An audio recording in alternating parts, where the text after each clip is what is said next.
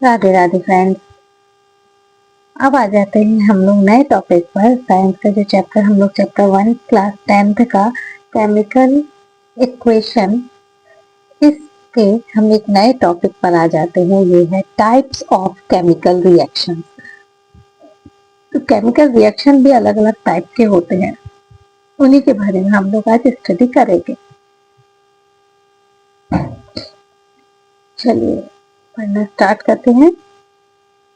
We have learnt in class 9th that during a chemical reaction, atoms of one element do not change into those of another element। यानी कि किसी भी chemical reaction के time पर कोई भी element दूसरे अदर एलिमेंट के एटम्स से चेंज नहीं होता है, nor do atoms disappear from the mixture और अपीयर फ्रॉम एल्सवेयर। और ना ही कोई भी एटम या तो मिक्स होता है या कहीं और से अपीयर होता है। Actually chemical reactions involve in breaking and making bonds between atoms to produce new substance।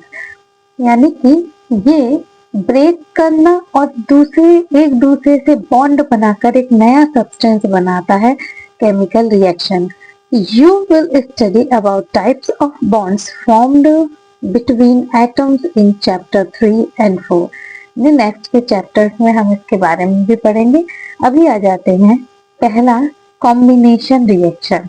ये क्या होता है हम इसमें पढ़ते हैं। तो इसकी छोटी सी एक्टिविटी दी गई है, इसको हम देख लेते हैं। Take a small amount of calcium oxide. Calcium oxide का कुछ अमाउंट लिया गया है और quicklime in a beaker. या तो ये ले सकते हैं या कोई क्विक लाइम भी ले सकते हैं। Slowly added water to this. अब धीरे धीरे इसमें वाटर को ऐड करना स्टार्ट करते हैं। Touch the beaker as shown in figure 1.3। Do you feel any change in temperature. अब इसको टच करते हैं। ठीक है, तो क्या इसमें होता है, कौन सा रिएक्शन होता है, हम इस रिएक्शन के बारे में पढ़ेंगे।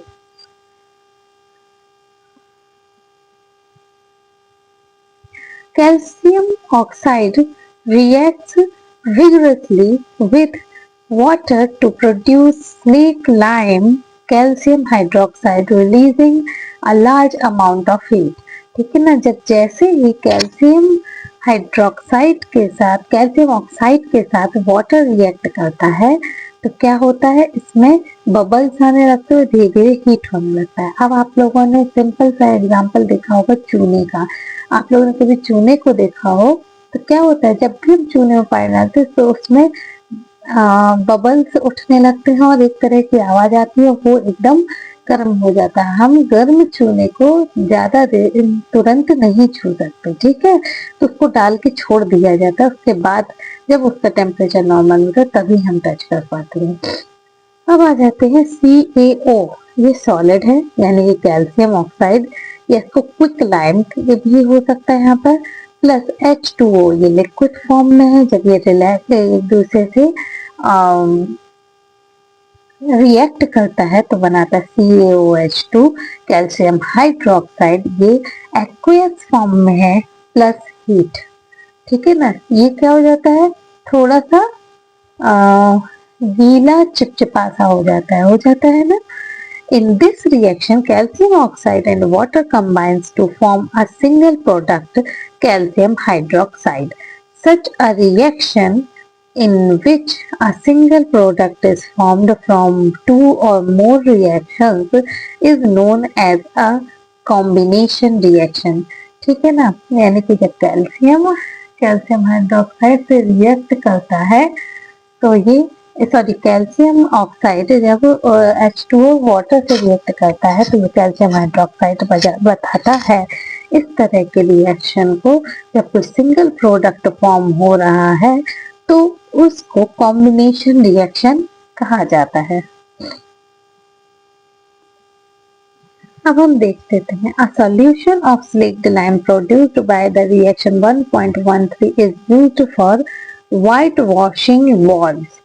ठीक ना, इस तरह का जो लाइम है ये कहाँ यूज होता है, वॉल्स को व्हाइट वॉश करने में, यानी कि उनको जो हम लोग सफेद कलर का जो वॉल करते हैं उसके लिए।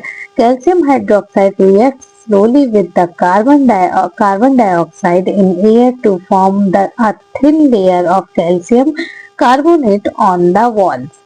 Calcium carbonate is formed after 2 or 3 days whitewashing and gives a shiny finish to the walls. ठीक है, अब जैसे ही यह कैल्शियम हाइड्रोक्साइड वॉल्स पर लगाया, ठीक है, तो क्या होता है, ये जो एयर में कार्बन डाइऑक्साइड है उससे रिएक्शन करता है और कैल्शियम कार्बोनेट बना देता है।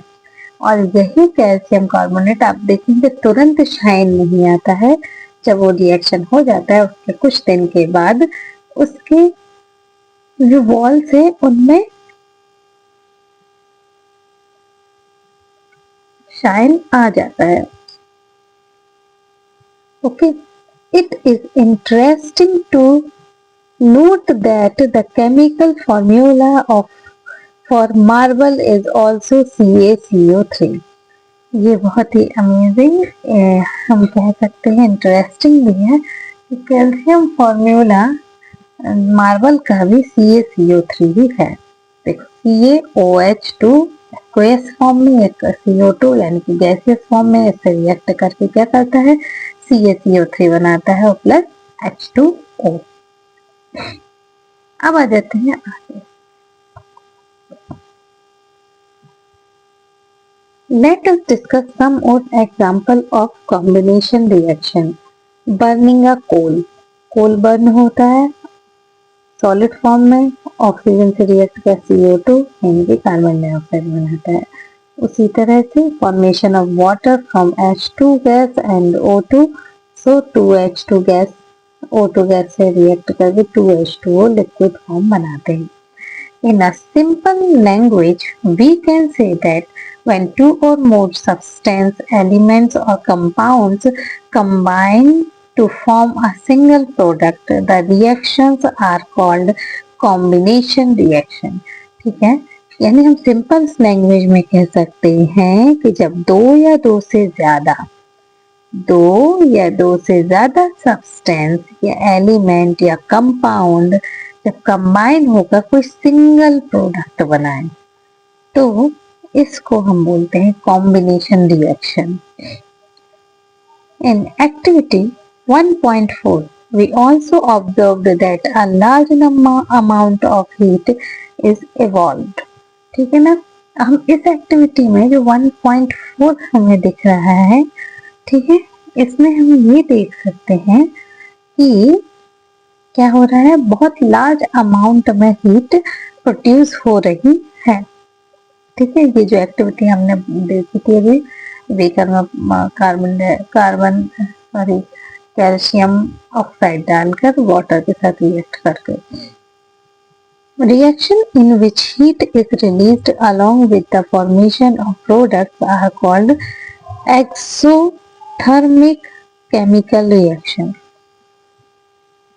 Reaction in which heat is released along with the formation of product, यानी कि जब रिएक्शन होता है दो रिएक्टेंट का, तो उसके साथ साथ जब हीट प्रोड्यूस होती है तो इस तरह का जो रिएक्शन होता है उसको एक्सोथर्मिक रिएक्शन कहते हैं।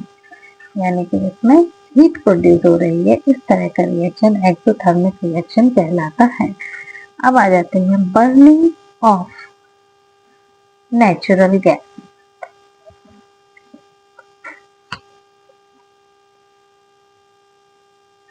CH4 गैसियस फॉर्म में प्लस 2O2 गैसियस फॉर्म में, CO2 gas plus 2H2O gas. यहाँ देखते हैं, do you know that respiration is an exothermic process. We all know that we need energy to stay alive. We get this energy from the food we get. ठीक है,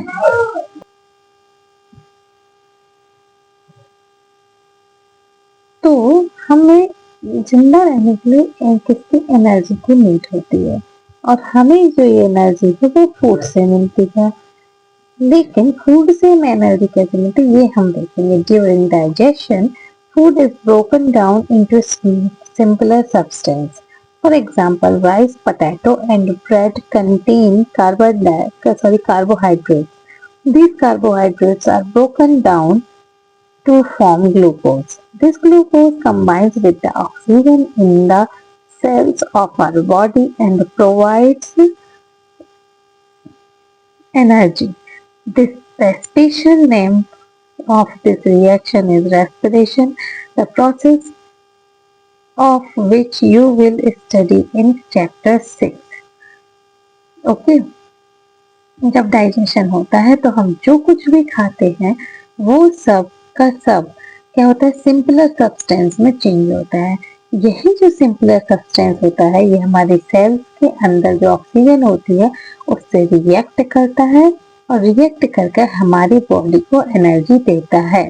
ठीक है ना। इस process को रेस्पिरेशन कहा जाता है। इसका जो फॉर्मूला है उसको देखिए, C6H12O6 एक्वेयस फॉर्म में प्लस 6O2 एक्वेयस फॉर्म में ये बनाता है 6CO2 एक्वेयस plus H2O liquid form में और एनर्जी हमको एज अ बाय प्रोडक्ट देता है। अब आ जाते हैं the decomposition of vegetable matter into compost is also an example of exothermic reaction.